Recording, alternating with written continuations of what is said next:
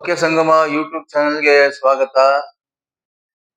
ನಾವು ಅಕ್ಸಿಲರಿ ವರ್ಬ್ ಬಗ್ಗೆ ಮಾತಾಡಿದ್ವಿ. ಅಂದ್ರೆ ಸಹಾಯಕ ಕ್ರಿಯಾಪದ, ಅದನ್ನ ಹೆಲ್ಪಿಂಗ್ ವರ್ಬ್ ಅಂತಾನು ಕೂಡ ಹೇಳ್ತೀವಿ. ಮತ್ತೆ ಇಲ್ಲಿ ನಾವು ಸೆಂಟೆನ್ಸ್ ಮಾಡ್ಬೇಕಾದ್ರೆ ನಮಗೆ ಮುಖ್ಯ ಇಂಪಾರ್ಟೆಂಟ್ ಕ್ರಿಯಾಪದಗಳು ಬೇಕಾಯ್ತದೆ. ಆ ಇಂಪಾರ್ಟೆಂಟ್ ಕ್ರಿಯಾಪದ ಅಂದ್ರೆ ಅದನ್ನ ಆರ್ಡಿನರಿ ವರ್ಬ್ಸ್ ಅಂತ ಕೂಡ ಹೇಳ್ತೀವಿ. ಆ ಕ್ರಿಯಾಪದಗಳು ತನ್ನದೇ ಆದ ಅರ್ಥವನ್ನು ಹೊಂದಿರ್ತವೆ. ಅವು ಹೊಂದಿದ್ರು ಕೂಡ ನಾವು ಅದನ್ನ ವಾಕ್ಯದಲ್ಲಿ ಬಳಕೆ ಮಾಡಿದಾಗ ತನ್ನ ಕಾಲವನ್ನ ಅದು ಗುರ್ಸ್ಕೊಂಡು ಹೋಗ್ತಾರೆ. ಎಲ್ಲಾ ವರ್ಬ್ಸ್ ಕೂಡ ನಾವು ವಾಕ್ಯದಲ್ಲಿ ಬಳಸುವ ಮುನ್ನ ನಾವು ಅದನ್ನ ಕಲಿಯುವಾಗ ಅವೆಲ್ಲವೂ ಕೂಡ ನಮ್ಗೆ ಪ್ರೆಸೆಂಟ್ ಟೆನ್ಸ್ ಅಲ್ಲೇ ಇರ್ತದೆ.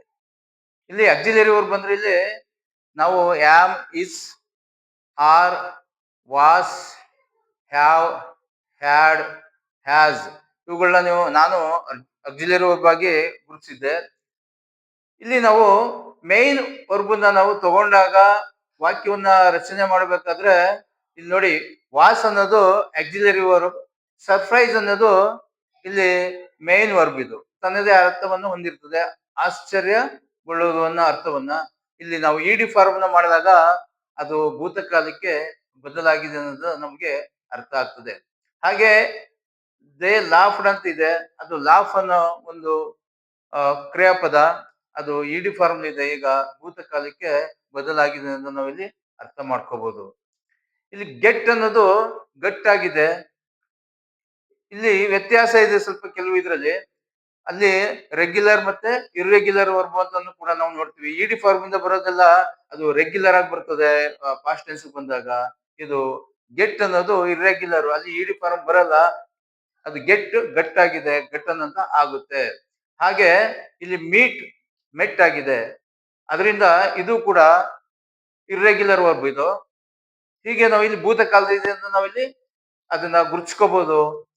ಹಾಗೆ ಇಲ್ಲಿ ಹಿ ವಾಸ್ ಸೆಂಟ್ ಅನ್ನೋದು ಕೂಡ ಅಷ್ಟೇ, ಇಲ್ಲಿ ಅದು ಕೂಡ ಇರ್ರೆಗ್ಯುಲರ್ ವರ್ಬ್ ಆಗಿದೆ.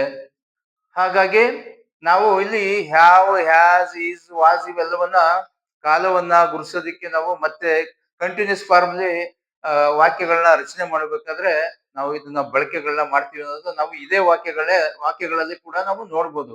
ಇಲ್ಲಿ ಇನ್ನೊಂದು ವಿಶೇಷವಾದ ವಿಚಾರ ಅಂದ್ರೆ ಸುರೇಶ್ ಡಿಡ್ ನಾಟ್ ಅಂತ ಇದೆ. ಇಲ್ಲಿ ಡಿಡಂಟ್ ಅಂತ ಅದು ಶಾರ್ಟ್ ಫಾರ್ಮ್ ಮಾಡಿದ್ವಿ. ಇಲ್ಲಿ ನಾಟ್ ಅನ್ನೋ ಅರ್ಥವನ್ನ ಕೊಡ್ತದೆ, ಅದು ನೆಗೆಟಿವ್ ಇದರಲ್ಲಿ. ಇಲ್ಲಿ ವಾಂಟ್ ಮತ್ತೆ ಕಮ್ ಎರಡೂ ಕ್ರಿಯಾಪದ ಇದ್ದಾಗ ನಾವು ಟು ಅನ್ನೋದ್ರ ಬಗ್ಗೆ ಕೂಡ ನಾನು ಮಾತಾಡಿದ್ದೆ. ಇನ್ಫಿನಿಟಿವ್ ಬಗ್ಗೆ, ಟು ಅಂದ್ರೆ ಇನ್ಫಿನಿಟಿವ್ ಅಂತ ಹೇಳಿ ನಾನು ಹೇಳಿದ್ದೆ.